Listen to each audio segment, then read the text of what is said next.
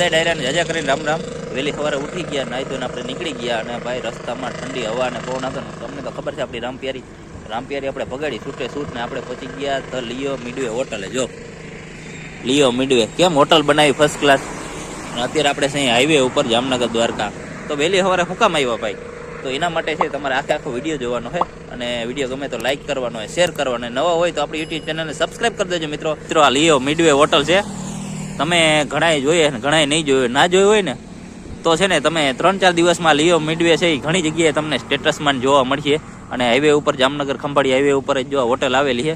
અને તમને હું કામ અહીંયા જગ્યાએ આવ્યો હું તે જામનગર દ્વારકા હાઈવે ઉપર લિયો મિડવે હોટલે આવ્યા છે. હું કામ આવ્યા છે?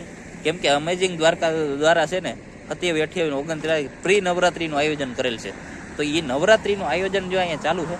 અને અત્યારે મંડપ સર્વિસનું બાંધકામ ચાલુ છે. અને 2 દિવસની વાર છે હવે અમેઝિંગ દ્વારકાની નવરાત્રીને. તો મેં કીધું હાઈવે ઉપર આવ્યા છે તો હાલો જરીક જોતા જાય શું હાલે છે તૈયારી. બરાબર, તો આપણે અહીંયા આવ્યા હોય તો સૌથી પહેલાં તો આપણે આવશે એન્ટ્રી ગેટ. જો આ છે એન્ટ્રી ગેટ. અમેઝિંગ દ્વારકા નવરાત્રીનું જે આયોજન થાય એનું મુખ્ય ગેટ છે. અહીંથી આપણે એન્ટ્રી કરવાની થાય બધાને ટિકિટને પાસ લાઈટ.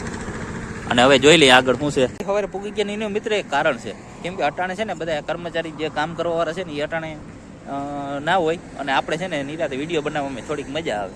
અને એને કોઈને આપણે કામમાં ડિસ્ટર્બ ના થાય. જોઈ લો આ બાજુ છે ને ઓલા કાઉન્ટર લાગવાના છે. અને આ બાજુ એક બીજો ગેટ બનવાનો છે. અને આ છે આપણું ભાઈ મેન ગ્રાઉન્ડ. જે આપણું જે મેન સરપ્રાઈઝ હતું ને એ જે ગ્રાઉન્ડ છે ગયા વર્ષે હતું ને એના કરતાં આજ વખતે સ્ટેજ છે એ જોરદાર બનાવવાના છે. અને આ બાજુ જો લાઇટિંગ ને બધું ગોઠવી દીધું છે આટલા એરિયામાં. અમેઝિંગ દ્વારકાની જે નવરાત્રીનું છે ને આ જે રમવાનું ખેલૈયાનું ગ્રાઉન્ડ છે. અને આ બધું જોવા માટેનું ગ્રાઉન્ડ છે. બરાબર, અને સામે સ્ટેજ છે એ હમણાં તમને નજીક જઈને દેખાડું.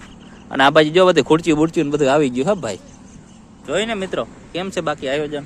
તો આયોજન જોરદાર થવાનું છે. તમે બધા પૂગી જાજો અને હું પૂગી જાય. ભાઈ આમાં એમાં કહેવાનું જ ના હોય, બધાને પૂગી જ જવાનું હોય. અને જો આ બાજુ છે એ ખુરશી પડી છે વીઆઈપી બધા ગેસ્ટ આવવાના છે ને એના માટેની જો બધી ખુરશીઓ નવી જો કાંકરીએ નથી ઉખાઈ ભાઈ એવી જોરદાર ખુરશી આવી ગઈ છે. અને આ બાજુ જો ખુરશીનો બંધ પડ્યો છે.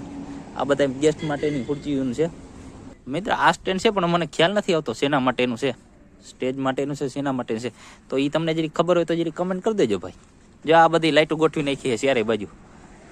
બધી બાજુ એને લાઇટો ગોઠવાઈ ગઈ છે ઉપર. અને ખેલાના ગ્રાઉન્ડમાં લાઇટો આવી ગઈ છે. બરાબર, તો આયોજન છે એ જોરદાર થવાનું છે. અહીંયા મિત્ર મને એવું લાગે છે કે આપણે માતાજીનું જે સ્થાપન કરવાનું હોય નવરાત્રિમાં એના માટે સરસ મંદિર બનાવ્યું છે. બહુ જ અસર લાગે છે, જોઈ લ્યો તમે. તો એના માટેની સરસ જગ્યા ગોઠવી છે. ઉગામણા બારનું છે આપણે મોટા ભાગે માતાજીનું જે સ્થાપન હોય એ કરતા હોય તો ઉગામણા બારનું છે પૂર્વ દિશા તરફ એ રાખ્યું છે. તો એ ખૂબ સરસ છે ભાઈ. મુખ્ય જે સેન્ટ્રલ કહેવાય ને જે ગ્રાઉન્ડનો જે હૃદય એ એરિયો આવી ગયો છે ભાઈ હવે અટાણે. કેમ કે ખેલૈયાઓને છે આનાથી પ્રિય બીજું કંઈ હોય નહીં. અને એની સામે છે આ સ્ટેજ. મારે મિત્રો છે ને ફટાફટ વિડીયો બનાવી લેવાનો. કેમ કે છે ને મારા જે મિત્રો છે હમણાં 4 વ્હીલર ભૂગી જાય અને મારે એને ભેગું જવાનું હોય. તમે એ પહેલાં છે ને વહેલી સવારે વિડીયો બનાવી લઈએ અને જો લાઇટિંગ નવું દેખાડું. મિત્રો આ બાજુ છે ને સ્ટેજ આ બધું ગોઠવાય છે મોટું. અને સ્ટેજમાં ટોટલ લાઇટ છે ને જો નવી છે. એકાઈમાંથી એને પ્લાસ્ટિકના કાગળ હજી ઉખેર્યા નથી. હજી એ ઓપનિંગ કરવાના બાકી છે. જો તમને નજીકથી દેખાડું.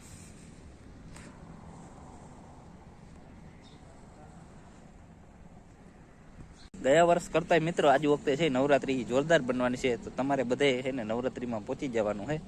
અને અમે બધે પહોંચી જાઉં. અને સ્ટેજ જો ગયા વર્ષ કરતાં આજ વખતે મોટું સ્ટેજ બનાવ્યું છે. અને સ્ટેજ એકદમ નવું છે.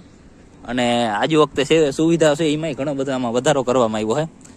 જેથી એ બધા ખેલૈયાઓને મજા આવે ગ્રાઉન્ડમાં રમવાની અને જોવાવાળાને બધાને મજા આવે. સ્ટેજમાં લગાવવા માટેના ફૂલ છે એના બંડલ આવી ગયા. હા ભાઈ, જો તો ખરી ફૂલેલાતા જો ભાઈ કલર વાળા આયોજન છે એના મસ્ત આયોજન ચાલુ છે. અને અહીંયા જો તમને અહીંયા એન્ટ્રીનો ગેટ છે બહુ સરસ ગેટ બનાવ્યો છે ભાઈ.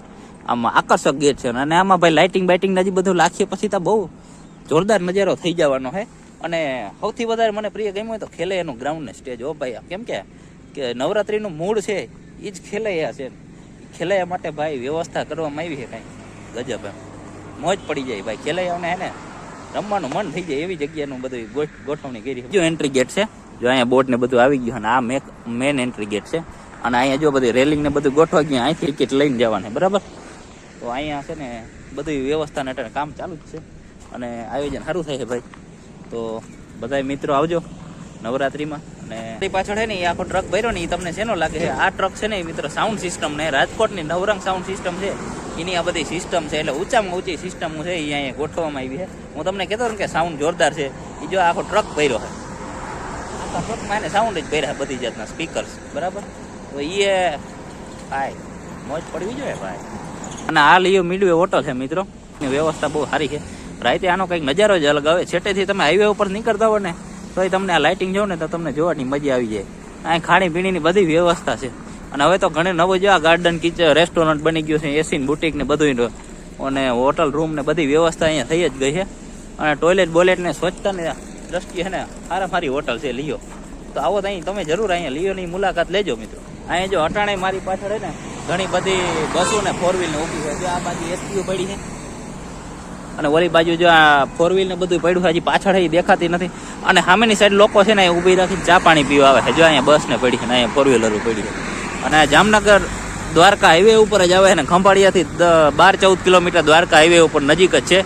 અને હાઈવે ઉપર જ છે ડાબા હાથ ઉપર. તો જરૂર મુલાકાત લેજો. દ્વારકાની જે નવરાત્રીનું આયોજન છે એ સ્થળની મુલાકાત લઈ લીધી અને સરસ આયોજન ચાલુ છે અટાણે. અને હવે નવરાત્રીને 2 દિવસની જ વાર છે. તો તમે બધા આવો છો ને નવરાત્રીમાં તો જરા કમેન્ટ કરી દેજો મિત્રો, વિડીયોને લાઇક કરી દેજો, શેર કરી દેજો. નવો હોય તો આપણી યુટ્યુબ ચેનલને સબસ્ક્રાઈબ કરી દેજો મિત્રો. કે આવા નવા વિડીયો છે એ આપણે બનાવતા રહેવાના. આવજો. આભાર મિત્રો.